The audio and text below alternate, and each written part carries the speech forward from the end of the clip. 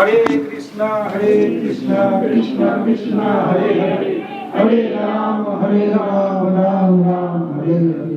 শিল প্রভুপাদ কি জয়, সমবেত গৌর ভক্ত বৃন্দ কি জয়, গৌর প্রেমানন্দে। এই জন্য সৎসঙ্গে আসা। শাস্ত্র বলে সাধু সঙ্গ সর্বশাস্ত্র কয়, লবমাত্র সাধু সঙ্গ সর্বসিদ্ধি হয়। হরে কৃষ্ণ। তো এই জন্য আমাদের এই সৎসঙ্গে আসার উদ্দেশ্য কি, আমরা একটু শক্তি পাই।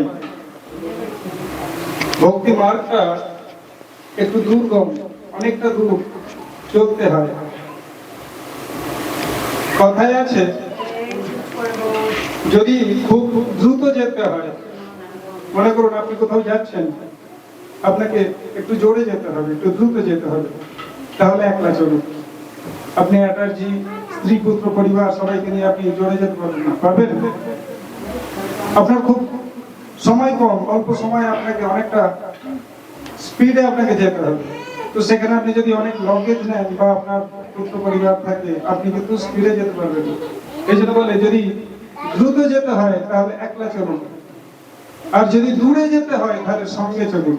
84 কোষ ব্রজ পরিক্রমা আপনাকে করতে হবে, 1 মাস সময় লাগে কমপক্ষে। আপনার একার পক্ষে সম্ভব না, 1 মাস ধরে একা হাঁটা সম্ভব না। তাহলে যদি দূরে যেতে হয় সঙ্গে চলুন। তো এই বৈষ্ণব সঙ্গ হচ্ছে একটা অনুকূল হাওয়া। আমরা আমাদের এই ভক্তিরূপী নৌকা বৈকুণ্ঠের দিকে আমরা বেয়ে চলেছি। তো দেখবেন আমরা পাল তুলে দিই, সেই পাল হাওয়ার সাহায্যে আমাদের নৌকাটাকে কি করে, অনুকূল ভাবে নিয়ে যাবে। তো এই ভক্ত সমাজ হচ্ছে অনুকূল হাওয়া, আমাদের এই ভক্তিরূপী নৌকাটাকে বৈকুণ্ঠে অর্থাৎ ভগবানের ধামের দিকে নিয়ে যেতে সহযোগ করে। আজকে একে বলা হয় কি আমাদের অন্তরের ভাব, অনুভব। আমরা যখন একে অপরের অনুভব শেয়ার করি, মচ্চিত্তা মদ্গত প্রাণা বোধয়ন্তশ্চ পরস্পরম কথয়ন্তশ্চ মাম নিত্যং তুষ্যন্তি চ রমন্তি চ। গীতাতে ভগবান বলেছেন যে এক ভক্ত আরেক ভক্তের সঙ্গে যখন মিশে যায় তখন তারা কি আলোচনা করে? তখন কি তারা এই বৈষয়িক জড়জাগতিক প্রজল্প করে নাকি ভগবানের কথা আলোচনা করে? ভগবান ভগবত গীতায় বলছেন মচ্চিত্তা মদ্গত প্রাণা, ভক্তদের প্রাণটা কিরম হয় না ভগবানের প্রতি মদগত প্রাণ, ভগবানের প্রতি অর্পিত থাকে, তার প্রাণটা ভগবানকে নিয়ে মদগত প্রাণ বোধয়ন্তশ্চ পরস্পর। আর কি কথা?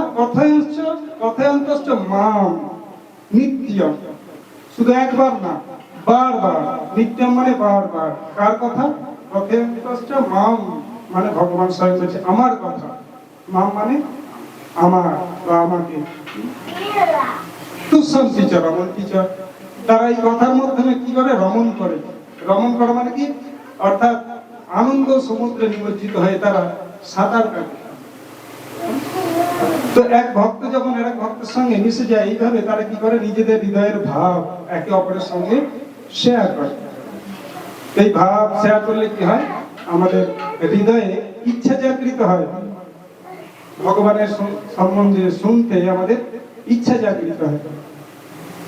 আমি চিন্তা করছিলাম কি বিষয়ে আলোচনা করা যায়। আজকে লোকেরা সবাই গুরু তত্ত্ব সামনে নিয়ে এসছেন, যেমন প্রভুজিরা ব্যাখ্যা করলেন গুরু বিনা আমাদের কোনো গতি নাই। এই নৌকার কান্ডারিতে গুরুদেব, নৌকাতে আমরা আছি কিন্তু কান্ডারি অর্থাৎ নৌকাটাকে বেয়ে নিয়ে যাচ্ছেন স্বয়ং গুরুদেব, স্বয়ং হচ্ছেন। ভগবত গীতাতে আমরা দেখতে পাই 2য় অধ্যায়ে অর্জুন ভগবান কৃষ্ণকে প্রথমে ভগবান বলে তিনি জানতেন না। 2য় অধ্যায়ে আমরা দেখি কার্পণ্যদোষ বহত স্বভাব ইচ্ছামিতং ধর্ম সমূঢ় চেতা যচ্ছেয়সং নিশ্চিতং দুহিতং মে শিষ্যস্তেহং স্বধীমন্तं প্রপন্নম। ভগবানকে উপলব্ধি করতে গেলে কি করতে হবে? প্রথমে আমাদের গুরুকে অঙ্গীকার করতে হবে, যেটা অর্জুন করেছিল। প্রথমে অর্জুন কি ভাবতো? কৃষ্ণকে নিজের বন্ধু, সখা, ভাই, মিত্র এরকম ভাবতো।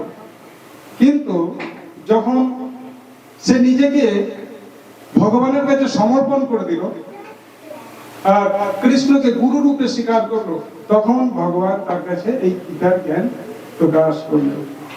এই জন্য শাস্ত্রে বলছে, তস্মাৎ গুরুম প্রপদ্যেত জিজ্ঞাসুষ্যতম নিষ্ণাতম ব্রহ্ম নিষ্ণাতম শাস্ত্র পড়েছ ব্রহ্মাণ নিষ্ণাতম ব্রহ্মচ উপসাস স্বয়ং। তো আমাদের গুরুর কাছে যেতে হবে, গুরু স্বীকার করতে হবে। বিশ্বনাথ চক্রবর্তী ঠাকুর আমরা রোজ মঙ্গল আরতিতে গাই কি? সাক্ষাৎ সমস্ত শাস্ত্রৈ রুক্তস্তথা ভাবতা এব সদ্ভি কিন্তু প্রভুরিয়া প্রিয়া এব তস্য বন্দে গুরু শ্রী চরণারবিন্দম। সাক্ষাৎ হরিত্বেন সমস্ত শাস্ত্রই, গুরুদেবকে গুরুদেব আর কেউ নয়, সাক্ষাৎ হরিত্বেন সমস্ত শাস্ত্রই রুক্তস্তথা ভগবতে এব সদ্ভি কিন্তু প্রভুর্য প্রিয়া এব তস্য। গুরুদেব আমরা দেখি যে একজন এই তো রক্ত মাংসে গড়া একজন মানুষ, আমাদের মতোই মানুষ না। উনি হলে কি হবে? রক্ত মাংসে গড়া মানুষ হলে কি না উনি কিন্তু প্রভুর প্রিয় এব তস্য, উনি ভগবান শ্রীকৃষ্ণের প্রিয়, অত্যন্ত প্রিয়। রক্ত মাংসে গড়া মানুষ দেখলে শুধু হবে না, এই গুরুই আমাদের মুক্তির দ্বার খুলে দেবেন। বিনা গুরুতে আমরা কখনোই ভগবত উপলব্ধি করতে পারবো না। ওনাকে সাধারণ মানুষ কখনোই ভাবা উচিত না। হ্যাঁ, উনি তো একটা ছোট আশ্রমে থাকে, যে গীতা উনিও পড়ে সেই গীতা আমরাও পড়ি, যে হরে কৃষ্ণ মহামন্ত্র হরে কৃষ্ণ কৃষ্ণ কৃষ্ণ হরে হরে হরে রাম রাম রাম হরে হরে। যে মন্ত্র উনি জপ করেন সেই মন্ত্র আমি জপ করি। কি আর তফাৎ আছে? পাঁচটা না সাতটা জিনিস থেকে সবসময় একটু দূরে থাকতে হয়, আবার খুব কাছেও থাকতে হয়। না তো অনেক দূরে থাকতে হয়, না তো অনেক কাছে থাকতে হয়। তো গুরু হচ্ছে তার মধ্যে একজন। না তো গুরুর থেকে অনেক দূরে থাকা উচিত, আর না তো গুরুর খুব কাছে থাকা উচিত। গুরুর কাছে থাকলে অপরাধ হয়ে যাবে, আর গুরুর কাছ থেকে অনেক দূরে চলে গেলে আপনার ভক্তি, ইচ্ছা শক্তি মারা যাবে। অন্য শাস্ত্রে গুরু সম্বন্ধে কি বলছে? শ্রীল প্রভুপাদ জি একবার সমস্ত শিষ্যদেরকে উনি জিজ্ঞাসা করছেন, সমস্ত শাস্ত্রের মধ্যে সবথেকে ইম্পর্টেন্ট শ্লোক কোনটি? প্রভুপাদ জি একবার শিষ্যদের জিজ্ঞাসা করছে, সবথেকে ইম্পর্টেন্ট কথা, সবথেকে ইম্পর্টেন্ট শ্লোক কোনটি? তো শাস্ত্র থেকে বিভিন্ন ভক্ত বিভিন্ন রকম শ্লোক বলছে। তো শ্রীল প্রভুপাদ জি সবেতেই না কি বলছে? সর্বধর্মান পরিত্যাজ্য ইত্যাদি সমস্ত শ্লোক একের পর এক শ্লোক বলছে। শ্রীল প্রভুপাদ জি সবেতেই না না না না।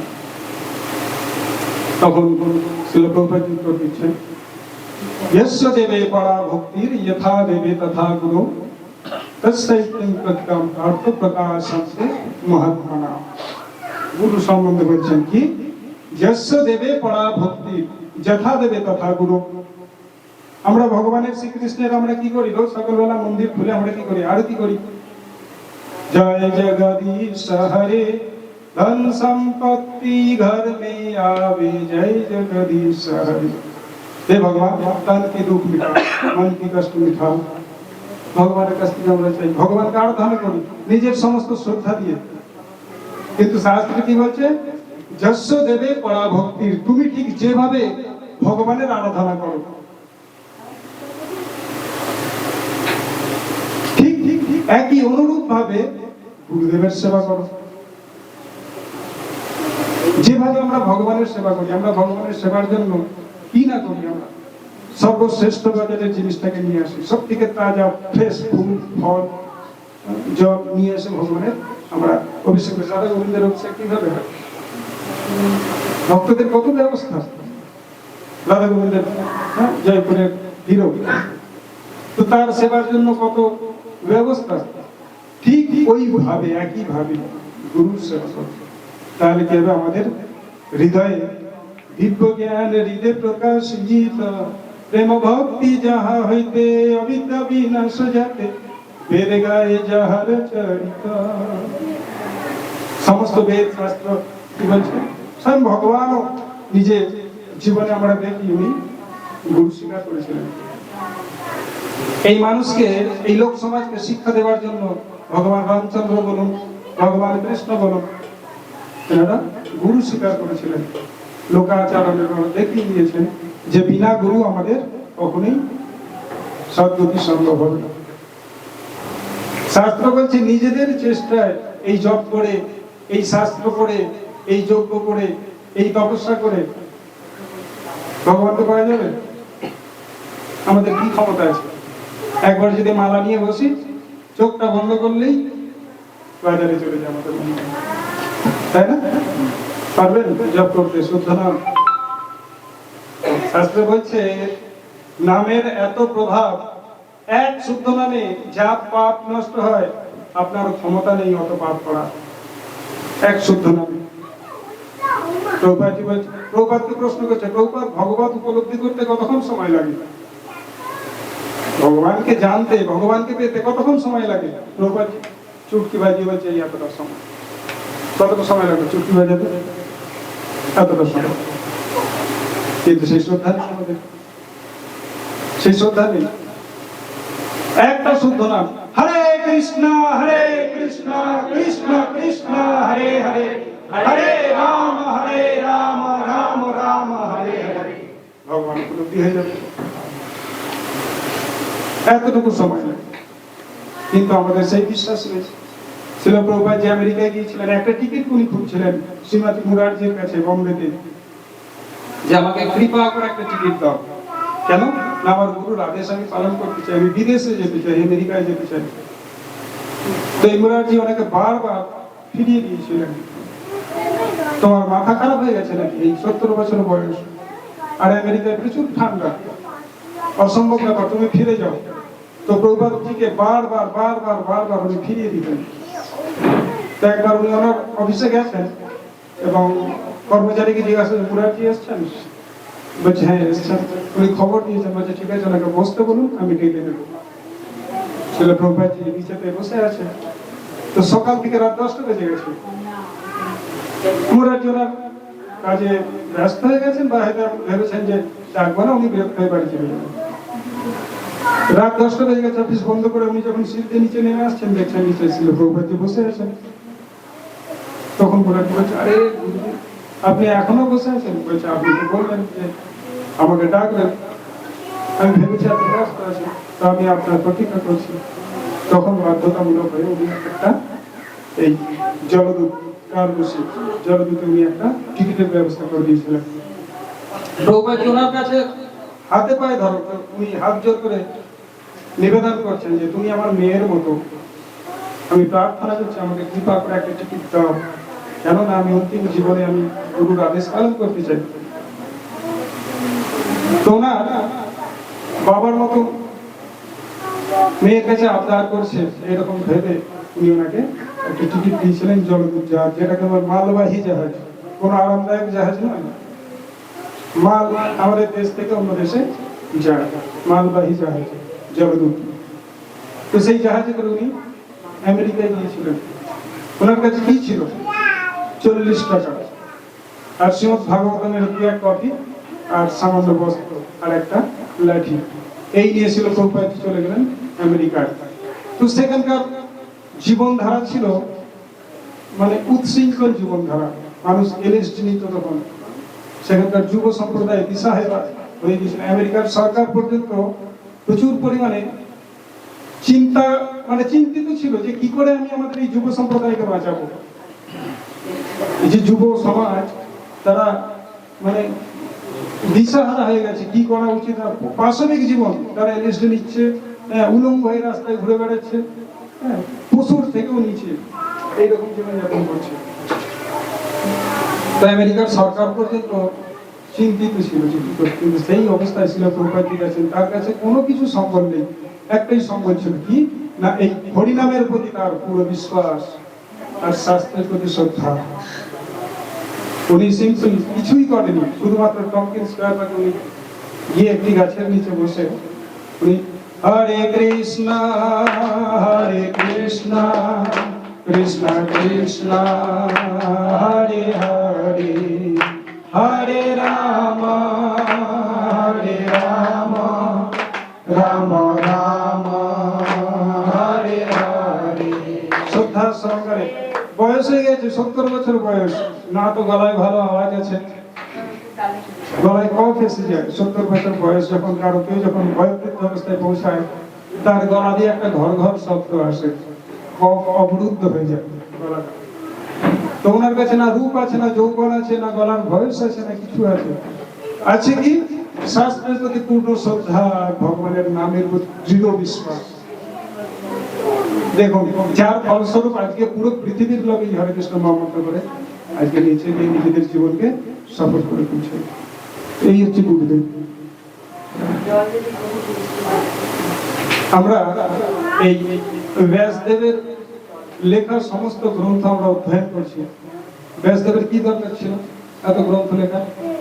উনি তো ওনার মালা নিয়ে উনি জপ করতে পারতেন, তাই না? ভক্তরা কি করে? ভগবানের চিন্তন করে। ভগবদ গীতায় 8ম অধ্যায়ের 5 নম্বর শ্লোকে ভগবান কি বলেছেন? অন্তকালে চ মামেব স্মরণ মুক্তা কলেবর ইয়ে প্রয়াতি সমদ্ভাবং নেইয়স্তত্র সংশয়।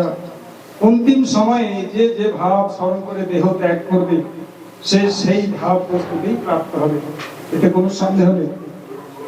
এই তো তাহলে ব্যাসদেব তো পারত যে সবসময় উনি চিন্তন করতে, ভগবানের চিন্তন করতে। আমাদের প্রভুজিরা গায় না, ব্রহ্মা জপে, হ্যাঁ, চতুর্মুখে, হ্যাঁ, শিবজি জপে পঞ্চমুখে। তো ওনারা তো পারতেন নাম জপ করতে এবং ভগবানের লীলায় ওনারা মগ্ন থাকতে পারতেন। কিন্তু কেন উনি কলম চালিয়েছিলেন? কেন উনি বলেছিলেন ইয়ামসানুভাবামখিলাম সতিসারমেকম আধ্যাত্মদীপমতিতীর্তিষ্ঠিতাম তমূর্ধম সংসারিণম করুণয়া পুরাণগুহ্যম তম ব্যাস সুনামুপয়ামি গুরুর্মুনীনম। এটা হচ্ছে ব্যাসদেবের প্রণাম মন্ত্র। ব্যাসদেব কেন কলম চালিয়েছিলেন? না সংসারিণম করুণয়া পুরাণগুহ্যম, সংসারের প্রতি করুণা বশত। আর প্রচার সেই করতে পারে যার হৃদয় বিশাল, যার হৃদয়ে করুণা আছে। তো গুরুদেবের হৃদয় হচ্ছে বিশাল, সমস্ত ব্রহ্মাণ্ড সামিয়ে যাবে, তবু ওনার হৃদয় অপূর্ণই থেকে যাবে। তো গুরুদেবের হৃদয়ে নারদ মুনি প্রচুর করুণা আছে ওনার হৃদয়ে। কেন না দেখছে মানুষ কিভাবে এই আকাশ আর পৃথিবীর মাঝখানে মানুষ কিভাবে দুই চাকতির মধ্যে পিছছে। কাম, কামাগ্নি, ক্রোধাগ্নি, লোভাগ্নি, এই সরলিপু কিভাবে মানুষকে, হ্যাঁ, জীবকে কষ্ট দিচ্ছে। মানুষ নিজেদের কষ্টের অবস্থা বুঝতেই পারছে না যে তারা কিভাবে যাচ্ছে। আর আমাদের নেতা মন্ত্রীরা নতে বিদুষত্ব গতিম হি বিষ্ণু দুরাশয়া যে বহিরন্ত মানিনা অন্ধা যথেন্দি রূপনীয়মানা দিবিসতত্ব মুরাত্মৃব। এক অন্ধ এক অন্ধকে রাস্তা দেখাচ্ছে। ইন্টারনেট, মুভি আমাদের বলছে, হ্যাঁ তুমি এই কোম্পানির মোবাইল নাও, তুমি এই কোম্পানিতে পয়সা লাগাও, তুমি এই করো সেই করো। এক অন্ধ এক অন্ধকে রাস্তা দেখাচ্ছে। ফলস্বরূপ কি হচ্ছে না দুই অন্ধই গিয়ে গাড্ডায় পড়ছে। কোনো ভবিষ্যৎ নেই আমাদের এতে। এর আগের সপ্তাহে আমরা আলোচনা করলাম না স্মরণ, আস্তে আস্তে আমরা আলোচনা করছিলাম যে স্মরণ কার প্রতি নিতে হবে আমাদের? Bank account, ATM, all time মায়া, নাকি আমাদের স্ত্রী পুত্র পরিবার, নাকি আমাদের দেশের রাজা মন্ত্রী? কার প্রতি আমাদের শরণাগত হতে হবে এবং কি ভাব নিয়ে আমাদের শরণাগতি আনতে হবে? সেই গুরুদেব দেখছে যে মানুষ কিভাবে জ্বলে পুড়ে মরছে এই সংসারে। তো গুরুদেবের হৃদয় কাঁদে, ভক্তদের হৃদয় কাঁদে। এই জন্য প্রভুপাদ ছুটি দিয়েছিলেন। এই জন্য গুরুদেবরা কিংকর প্রভু বললেন, গুরুদেব বলছেন তুমি গীতা পড়ো, কোনো অসুবিধা নেই, তার যে পাপ তার নিয়ে। এই হচ্ছে গুরুর হৃদয়। গুরুর হৃদয় সবসময় এই সংসারের বদ্ধ জীবের প্রতি তাদের করুণাবশত তাদের হৃদয় কাঁদে। এই জন্য গুরু হচ্ছেন মহান। গুরুর গুণগান করা আমাদের পক্ষে সম্ভব না। ছোট্ট একটি ঘটনা বলে আমি আমার এই ছোট প্রবচন সমাপ্ত করব। এই জন্য বলছে যে প্রত্যেকটা মানুষকে উচিত, যেমন লক্ষ্মীকান্ত প্রভু বলেন, প্রত্যেকটা মানুষকে উচিত, আমাদের এই প্রভুজি বললেন, সুরেশ প্রভু, যে সকলকে আমাদের এই সৎসঙ্গে আসা উচিত। কারণ কি না, অভ্যাস যোগেনে যুক্তেন অনিচ্ছাত্ম ধনঞ্জয়। আমাদের ইচ্ছা নেই, কিন্তু জোর করে আমরা কি করি? একটা হাস্য কৌতুক আছে, একটা বাচ্চাকে তার বাবাই হোক তার মাই হোক সকালবেলা হাতটা ধরে ধরে স্কুলে নিয়ে যাচ্ছে। পাশে কেউ একজন জিজ্ঞেস, আরে গলু স্কুল যা রা হ্যায়? যা কর রहा हूं जबरदस्ती ले जाओ। स्कूल जाना नहीं चाहते, বাচ্চারা স্কুলে যেতে চায় না, কিন্তু মা বা পিতা কি করে? তার হাত পা ধরে জবরদস্তি স্কুলেতে দিয়ে আসে, তাই না? যা করো জবরদস্তি ले जाना है। তো আমাদের মনটাকে একদম জুতো পেটা করা উচিত। আমাদের মন সবসময় এই ভৌতিক সংসারের প্রতি ধাবিত হয়, কিন্তু গুরুদেব বা এই সাধু বৈষ্ণবরা কি করে? সেই মনটাকে জোর করে নিয়ে আসে। এই জন্য ভগবানও বলছেন, মামিচ্ছাত্ম ধনঞ্জয়, আমাদের মন বসে না। এই জন্য জোর করে সেই বাচ্চাটাকে রোজ স্কুলে দিয়ে এলে কি হবে? একদিন তার পড়ায় মনে বসে যায়, এবং পরে সেই ছেলেটাই বড় হয়ে ইঞ্জিনিয়ার, ব্যারিস্টার, উকিল ইত্যাদি বিভিন্ন রকম তৈরি হয়, তাই তো? তো এইভাবে জোর করে আমাদের মনকে, এই আজকে এই রবিবার একদিনের যে অনুষ্ঠান, এখানে জোর করে নিয়ে আসা উচিত। চল বদমাইশ মনে শয়তান, খালি মন শয়তান কার ঘর। এক ব্যক্তি ছিল, সে একটি কাজ করতো। কি কাজ করতো জানেন? তরমুজের ব্যবসা করতো। তরমুজ, খরবুজা, ট্রাক ভর্তি তরমুজ আসতো, ট্রাক থেকে একটা ছুঁড়ে তাকে দিত, সে লুকতো আর পিছনে রেখে দিত, লুকতো রেখে দিত। এইভাবে সে পুরোটা জীবন এই একই কাজ করতো, তরমুজের ব্যবসা করতো। তাকে উপর থেকে তরমুজ দিত, সে ক্যাচ করতো আর পিছনে গোডাউনে রেখে দিত। এইভাবে দিন দিন দিন দিন দিন দিন প্রতিনিয়ত সে একই কাজ করে। তো সেই গ্রামে কিছু যুবক ছেলে একটা ফুটবল ম্যাচ ধরেছে। ফুটবল খেলতে যাবে, খুব প্র্যাকটিস চলছে, 1 মাস ধরে খুব প্র্যাকটিস করেছে, ম্যাচ জিততেই হবে, ঠিক আছে। তো ম্যাচের একদিন আগে কোনো কারণবশত তাদের যে গোলকিপার ছিল তার পায়ে চোট লেগেছিল। গোলকিপার নেই, এখন গোলকিপার বিনা কি করে ম্যাচ সম্ভব? তখন তারা কাকে ফেলে পাওয়া যায় একজনকে খুঁজতে হবে। তো কেউ একজন বলেছে যে ওই লোকটা রোজে তরমুজ ক্যাচ করে, ভালো বল ধরতে পারে, তরমুজ ধরে রোজে, একটাও মিস হয় না, গাড়ি থেকে ছুটে দেয়, সে নিয়ে রেখে দেয়, তো ভালো ধরতে পারে, তো ওকে গোলকিপার করা হোক। এখন নেই মামার চেয়ে কানা মামা ভালো, উপায় নেই, গোলকিপারের করা হয়ে গেছে। তো সেই ব্যক্তিটাকে বলে রাজি করিয়েছে, বলেছে ঠিক আছে চল আমি তার হয়ে খেলে দেবো। তাকে নিয়ে গেছে, ম্যাচ চলছে খুব, আর অন্তিম সময় ম্যাচ এসে গেছে, একটা গোল হলে তারা হেরে যাবে, এরকম ব্যাপার সময়। তো শেষ মুহূর্তে যখন ম্যাচ পৌঁছেছে, খুব তো হইচই, একদম উৎসাহের সাথে ম্যাচ হচ্ছে। তো তাকে মেরেছে বলটা, সে ধরে নিয়েছে, কেননা সে ভালো ক্যাচ করতে জানে, সারা জীবনই অভ্যাস করেছে, সে ধরে নিয়েছে। আর ধরার সাথে সাথে কি করেছে? ক্যাচ তো করে নিয়েছে, ক্যাচ করে সাথে সাথে হাত পিছনে রেখে দিয়েছে। তাহলে কি হলো? গোল হয়ে গেল। হাসি পাচ্ছে না? দেখুন, একে বলা হয় অভ্যাস যোগেনে যুক্ত নয়। আমরা যেরকম অভ্যাস করি সেই জিনিসটাই আমাদের অন্তিম সময়ে আপনা আপ হয়ে যায়। সে তো ক্যাচ ভালো করতে পারে, কিন্তু হলে কি হবে? এর সাথে সাথে এটা অভ্যাস হয়ে গেছে পিছনে রাখা, সে বলটা ধরে রেখে দিয়েছে সঙ্গে সঙ্গে। তো আমরা সারাটা জীবন কিভাবে প্রস্তুতি নিচ্ছি আমাদের একটুখানি চিন্তা করতে হয়। কখনো কখনো একা সময় নিরালায় বসবেন, নিরিবিলি জায়গায় বসবেন এবং চিন্তা করবেন যে জীবনের আমরা বেশ কিছুটা সময় অতিবাহিত করে চলে এসেছি, এবং জীবনের কিছু কিছু অনুভব আমাদের মধ্যে অবশ্যই হয়েছে। তো আমাদের নৌকাটা, আমাদের জীবন ধারাটা কোন দিকে চলছে এবং শেষ পরিণতি কি হতে পারে যদি আমি এইভাবে চালিয়ে যাই, তার শেষ পরিণতিটা কি হবে? একটু একটু মাঝে মাঝে কখনো সময় বার করে নিরালায় একান্তে বসবেন, একটু পারিবারিক সংসার থেকে খানিক দূরে গিয়ে একটুখানি ঠান্ডা মনে চিন্তা করে দেখবেন যে এই যে মনুষ্য শরীরটা আমরা পেয়েছি, আমরা বেশ কিছুটা সময় অতিবাহিত করে এসেছি, তো এইভাবেই যদি চলতে থাকে তাহলে এর অন্তিম পরিণতিটা কি হবে? আমরা কি ম্যাচ জিতবো নাকি ম্যাচ হেরে যাবো? এই জন্য বলছে সাধু সঙ্গে আর সাধু সঙ্গে এলে দুটো আমরা তো হরিকথা শুনতে পাবো। আর এই সাধু সঙ্গের অনেক লাভ আছে, এরকম অনেক ঘটনা আছে। একবার একটা লোক বা একটা বুড়ি মানুষ, সে এক জায়গায় মুড়ি ভাজতে গিয়েছিল। আমরা পাড়া গায়ে দেখেছি না, মুড়ি ভাজতে গিয়েছিল। আর সেই মুড়ি ভেজে যখন ঘরে যাচ্ছে তখন ঝড় উঠে গেছে। হঠাৎ ঝড়েতে তার সমস্ত মুড়ি উড়িয়ে নিয়ে গেছে। আর বুড়ি মানুষ কি বলছে, নিয়ে গেছে উড়োই গোবিন্দ, সে গোবিন্দকে অর্পণ করে দিয়েছে। তা একটা ব্যক্তি ছিল, সে একটি গোলাপ ফুল নিয়েছিল এবং তার প্রিয়তমের সঙ্গে সে দেখা করতে যাচ্ছিল। একটা নদী পার হচ্ছিল, নদী পার হতে হতে সেই গোলাপ ফুলটা তার হাত থেকে কোনো কারণবশত পড়ে যায় এবং সে পড়ে গেছে। কি আর করা যাবে, ইদম গোবিন্দা ইদম নমঃ, গোবিন্দকে অর্পণ করে দিয়ে দিয়েছে। পড়ে গেছে আর কি করা যাবে, ইদম গোবিন্দা ইদম নমঃ, গোবিন্দকে অর্পণ করে দিয়েছে। আমরা দেখি শ্রীমদ ভাগবত মে গজেন্দ্র মকসুদ্ধার, সেই গজেন্দ্র কি করেছিল, হাতি একটা পদ্ম ফুল তার সুরে করে তুলে ইদম গোবিন্দা ইদম নমঃ গোবিন্দকে অর্পণ করেছিল। সঙ্গে সঙ্গে ভগবান বিষ্ণু সেখানে এসে সুদর্শন চক্রে সেই গ্রাহার রত্ন ছেদন করেছিল আর সেই গজেন্দ্রকে মুক্ত করেছিল। তো সেই ব্যক্তি তো যখন অন্তিম সময় তার মৃত্যু হয়ে গেছে, তার সমস্ত পাপ পুণ্যের বিচারের ফলে যমরাজ তার পাপ পুণ্য বিচার করেছে।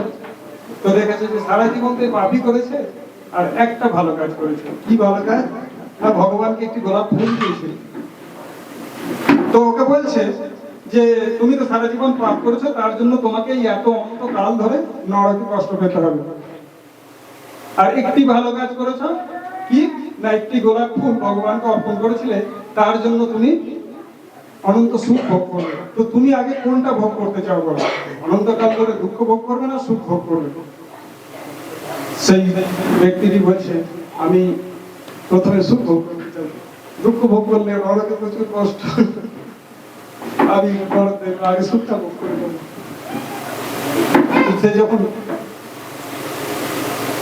সুখ ভোগের কথা চিন্তা করেছে তখন সেই যমদূতরা তাকে স্বর্গের নন্দন কানন ইত্যাদি যে সরোবর আছে বা ফুলের বাগিচা আছে সেখানে তাকে ছেড়ে দিয়েছে, সুখ ভোগ করছে।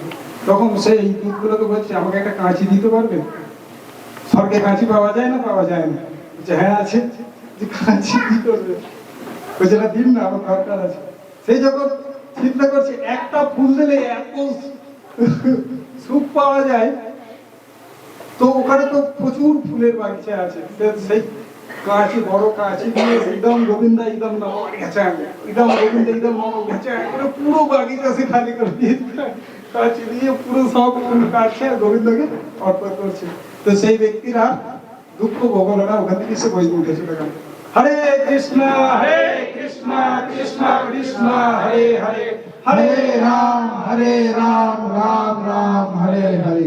শ্রীল প্রভুপাদ কি জয়, অনন্ত কোটি বৈষ্ণব বৃন্দ কি জয়, গৌর প্রেমানন্দে হরি হরি বল। আপনারা কি করবেন, ভক্তি করবেন না কি করবেন, আপনারা চিন্তা করুন। হরে কৃষ্ণ।